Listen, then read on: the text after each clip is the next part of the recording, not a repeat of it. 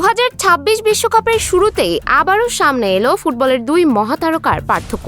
একই দিনে মাঠে নেমে সম্পূর্ণ ভিন্ন চিত্র উপহার দিলেন আর্জেন্টাইন অধিনায়ক লিওনেল মেসি ও পর্তুগিজ তারকা ক্রিস্টিয়ানো রোনালদো। আলজেরিয়ার বিপক্ষে দুর্দান্ত এক ম্যাচে ইতিহাস গড়েছেন মেসি। নিজের 200তম আন্তর্জাতিক ম্যাচকে স্মরণীয় করে রাখতে হ্যাট্রিক করেছেন তিনি।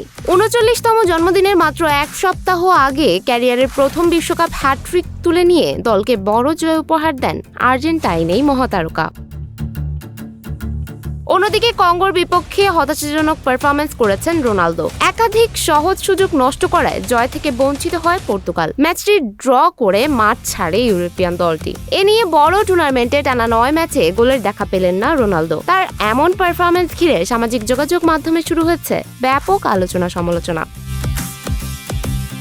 এদিকে মেসির দুর্দান্ত পারফরম্যান্সের পর ব্রাজিলের কিংবদন্তি ফুটবলার রোনালদো মন্তব্য করেছেন, সব বিতর্ক থামিয়ে এবার মেনে নিতেই হবে মেসি সর্বকালের সেরা। বিশ্বকাপের প্রথম ম্যাচেই মেসির জাদুকরী নৈপুণ্য আর রোনালদোর ব্যর্থতা নতুন করে উস্কে দিয়েছে সর্বকালের সেরা বিতর্ক। ফুটবল প্রেমীদের একাংশের মতেই বিশ্বকাপের মঞ্চে মেসির ধারাবাহিকতা ও অর্জনের সঙ্গে রোনালদোর তুলনা করা ক্রমেই কঠিন হয়ে উঠেছে।